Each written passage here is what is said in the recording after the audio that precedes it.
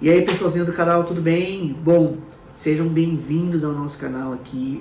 A gente está construindo um canal muito legal e esse espaço nosso aqui que a gente criou chama Café com Fertilidade. Basicamente, esse espaço ele serve para a gente responder as perguntas das pessoas que foram mandando pelo Instagram, ou que a gente recebeu as perguntas aqui pelo YouTube, beleza? Então, sem mais delongas, vamos pro café desse sábado. Espero que vocês tenham um bom final de semana e que vocês curtem aí o nosso canal e que vocês acompanhem, tá bom? Não deixa de se inscrever no canal, não deixa de dar um like aí pra gente, porque de fato a gente tá aprendendo cada vez mais com o YouTube, que isso ajuda muito o canal a seguir em frente e a gente produzir conteúdo para quem tá tentando engravidar, beleza?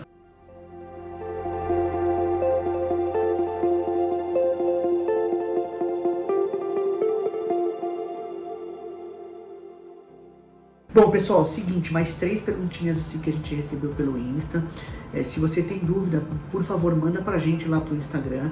E aí a gente com certeza vai selecionar as melhores perguntas e vai gravar aqui no café com a dúvida de todo mundo, tá bom? Lembra sempre que a sua dúvida pode ser também a dúvida de muita gente. E aí, de fato, você tá ajudando as coisas acontecerem. Então, vamos para a primeira pergunta, ó. Cíntia R. Fer.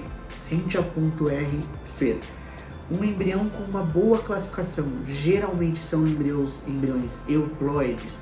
Então, muito legal a pergunta da Cíntia, obrigado Cíntia pela pergunta. E aí dá para perceber algumas coisas na pergunta da Cíntia. Primeiro, que ela deve ser uma pessoa que deve estar passando pelo processo de fertilização, ou está somando informações para fazer o tratamento dela, ou para começar o tratamento dela, porque ela já usa alguns termos técnicos aqui sobre os tratamentos de alta complexidade, que a gente chama, que são os tratamentos de FIV. Então, olha o que ela disse aqui: um embrião com uma boa classificação tem mais chances, ou geralmente são embriões euploides. Então, vamos dividir essa pergunta basicamente em duas. Então, a primeira coisa que ela fala embriões de boa qualidade. O que são embriões de boa qualidade? Existem várias formas do embriologista, quem trabalha dentro do laboratório, de olhar ali o embrião no microscópio. Lembra sempre que o embrião já são ali seres vivos que podem gerar uma gestação. E aí ele olha ali no microscópio e ele dá uma série de notas para aquele embrião, notas e visualizações que a gente chama de visualizações morfológicas, ou seja, ele olha para o embrião e aí ele consegue ver algumas coisas. Basicamente o que ele vê é número de células, se está compatível ali com o tempo de evolução dele. Ele olha grau de fragmentação, ou seja, quanto menor a qualidade do embrião, ele vai perdendo pedacinhos dele. E isso a gente chama de grau de fragmentação, a porcentagem da fragmentação do embrião. E a gente também consegue classificar a simetria, se as células são simétricas ou assimétricas. Então, o número de células, grau de fragmentação e simetria, esse para os embriões menores. Para os embriões mais evoluídos, chamados de blastocistos, a gente também classifica a expansão. Quanto mais expandido, maior o número, beleza? Essa é uma das formas de classificar. Essa que eu descrevi chama classificação de Gardner, que é a mais usada. Se vocês quiserem, depois a gente grava um vídeo só falando sobre classificação de Gardner, beleza? Mas basicamente o embriologista olha ali, dá as notas e aí dá um número e dá um grau de fragmentação para aquele embrião ou para as células que estão em volta dele, beleza?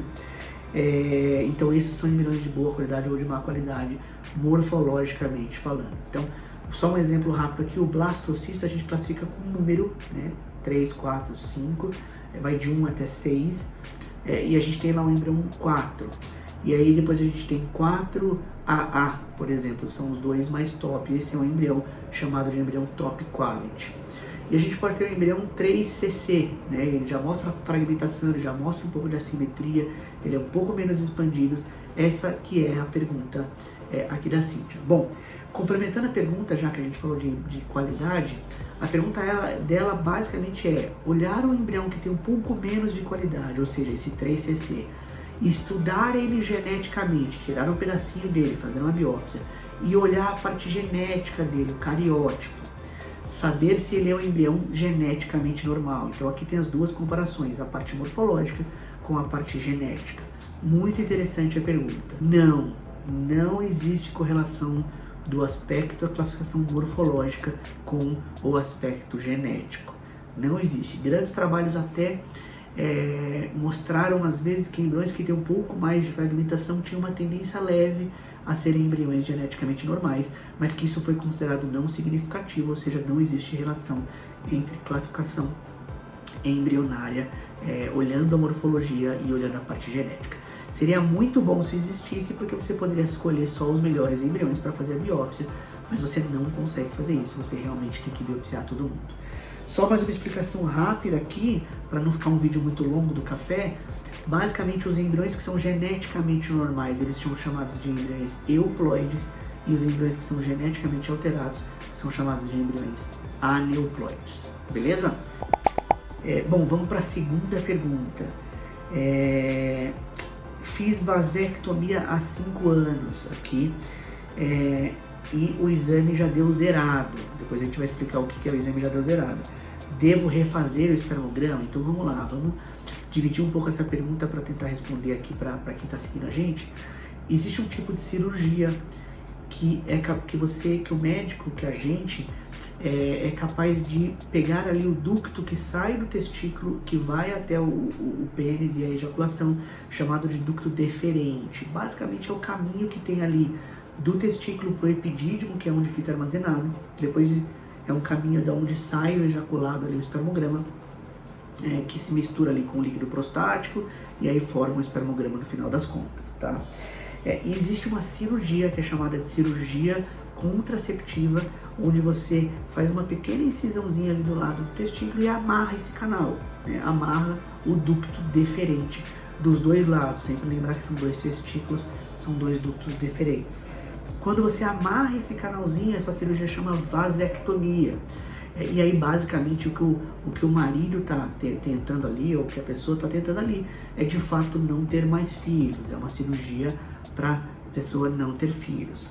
Então, qual é a pergunta aqui do nosso acompanhante? Ele fez essa cirurgia, ele fez o espermograma um pouco depois, ele não fala quanto tempo depois, e aí mostrou que o ejaculado não tinha nenhum espermatozoide. Chama azoospermia, ou seja, não tem nenhum espermatozoide. Neste caso, chama azoospermia obstrutiva, porque ele fez a vasectomia e aí só mostrou que a cirurgia foi com sucesso, né? Ou seja, não mostrou nenhum espermograma, tá? Normalmente, a gente solicita para o homem fazer 2 espermogramas com período de espaço pequeno, para os 2 mostrarem que não tem nenhum espermatozoide no ejaculado, aí para ter certeza que a cirurgia foi bem sucedida. Se você esperou um pouco para fazer 6 meses, 8 meses, 1 ano, e aí o espermograma já veio zerado, normalmente você não precisa repetir, que você já está coberto aí, você não vai ter nenhuma gravidez indesejada. Tomei anticoncepcional pela primeira vez e parei há 2 semanas e a menstruação ainda não veio.